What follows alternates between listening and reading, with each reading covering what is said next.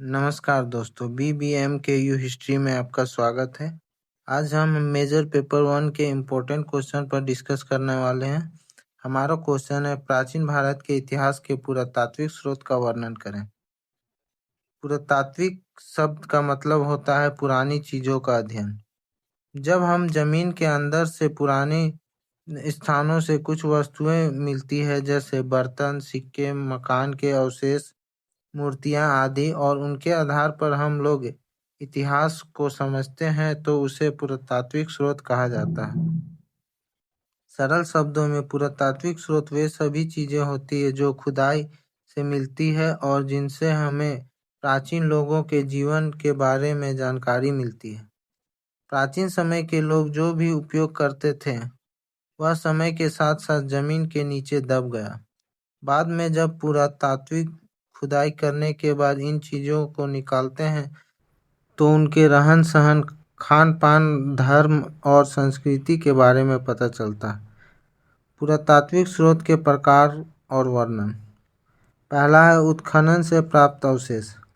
जब जमीन की खुदाई की जाती है तो पुराने शहरों, घरों और बर्तनों, औजारों के अवशेष मिलते हैं। उदाहरण हड़प्पा और मोहनजोदाड़ो।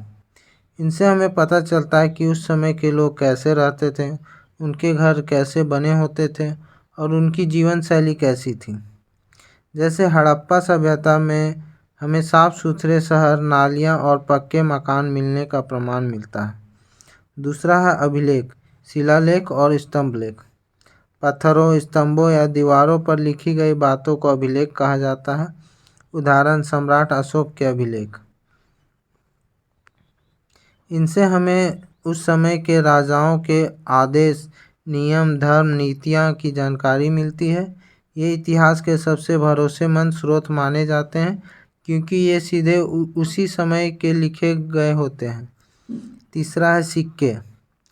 प्राचीन समय के सिक्के बहुत महत्वपूर्ण होते हैं। इनसे हमें जानकारी मिलती है उस समय के राजा कौन थे, अर्थव्यवस्था कैसी थी, व्यापार कैसा होता था। उदाहरण कृष्ण और गुप्त काल के सिक्के। सिक्के पर बने चित्र और लिखावट से उस समय की संस्कृति और धर्म का भी पता चलता है।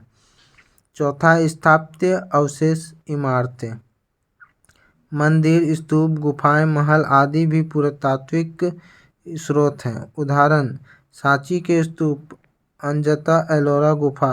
इनसे हमें उस समय की कला, वास्तुकला और धार्मिक जीवन की जानकारी मिलती है। जैसे स्तूप बौद्ध धर्म को प्रचार का प्रमाण देता है। पांचवा है मूर्ति या कलाकृति।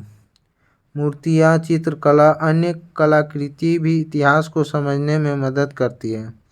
इससे हमें यह पता चलता है कि लोग किस धर्म को मानते थे, उनकी कला कितनी विकसित थी।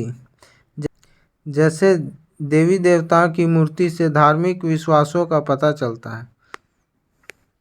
छठा है औजार और दैनिक उपयोग की वस्तुएं। पुराने समय में औजार, हथियार, आभूषण और बर्तन भी बहुत महत्वपूर्ण हैं। इनसे हमें पता चलता है कि लोग क्या काम करते थे, उनकी जीवन स्तर कैसा था। जैसे लोहा औजार मिलने से पता चलता है लोग खेती और युद्ध में उन्नत थे। पुरातात्विक स्रोत के महत्व। ये हमें सच्ची और प्रत्यक्ष जानकारी देती है। ये उन बातों को भी बताती है जो किताबों में नहीं मिलती।